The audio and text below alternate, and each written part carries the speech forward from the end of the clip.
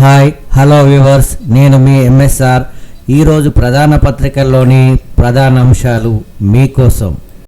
ధాన్యం కొనుగోలులో కోత. ఎఫ్సిఐ వానాకాలం టార్గెట్ 52 లక్షల టన్నులే. ఈ మేరకు సివిల్ సప్లై అధికారులకు సమాచారం. అంతకు మించితే ఆ తర్వాత ఆలోచిద్దామని జవాబు. సుమారు 150 లక్షల టన్నుల దిగుబడి వచ్చే అవకాశం. మిగిలిన 1 కోటి టన్నుల పరిస్థితి ఏమిటనేది ప్రశ్నార్థకం. బోనస్ 500 రూపాయలు ఎగ్గొట్టేందుకే కొనుగోలులో కోతల. ఫ్రీ ప్రైమరీతో అంగన్వాడీలకు శరాఘాతం. రాష్ట్రంలోని 1000 స్కూళ్లలో ప్రవేశపెట్టాలని నిర్ణయం. ఈ విధానంతో ఐసీడీఎస్లు బలహీనమయ్యే ప్రమాదం. సర్కార్ వైఖరిపై అంగన్వాడీ టీచర్ల ఆగ్రహం. ఉద్యమ కార్యాచరణకు అంగన్వాడీ టీచర్స్ యూనియన్స్ సన్నద్ధం. ఫిరాయింపులపై సాక్ష్యాలున్నాయి. పక్క ఆధారాలతో బీఆర్ఎస్ రెడీ. ఫిరాయింపు ఎమ్మెల్యేలపై స్పీకర్ కార్యాలయంకు లేఖకు వివరణ.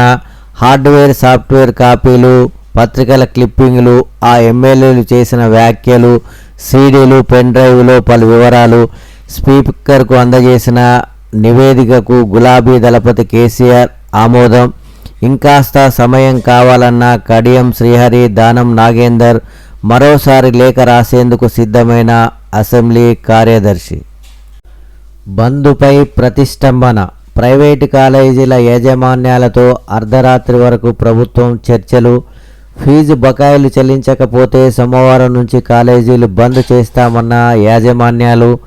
బకాయిలు ఏకకాలంలో చెల్లించలేమని విడతల వారీగా చెల్లిస్తామన్న ప్రభుత్వం.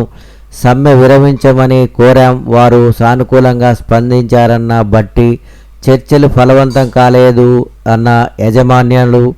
ఆందోళన బాటలో private engineering, MBA, MCA, BEd, pharmacy, nursing, degree, PG కాలేజీలు. నేడు మధ్యాహ్నం 3 గంటలకు మళ్ళీ చర్చలు.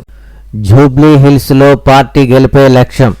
జూబ్లీ హిల్స్ ఉప ఎన్నిక స్వయంగా రంగంలోకి దిగిన CM Revanth Reddy. Jubilee hills ఉప ఎన్నికపై సీఎం రేవంత్ రెడ్డి ప్రత్యేక సమావేశం. కాంగ్రెస్ గెలిపే లక్ష్యంగా పనిచేయాలని పార్టీ నేతలకు సందేశం. ప్రభుత్వ పథకాలను ప్రజల్లోకి విస్తృతంగా తీసుకెళ్లాలని సూచన. అభ్యర్థి ఎంపికను ఏఐసీసీ చూసుకుంటుందని స్పష్టం చేసిన సీఎం.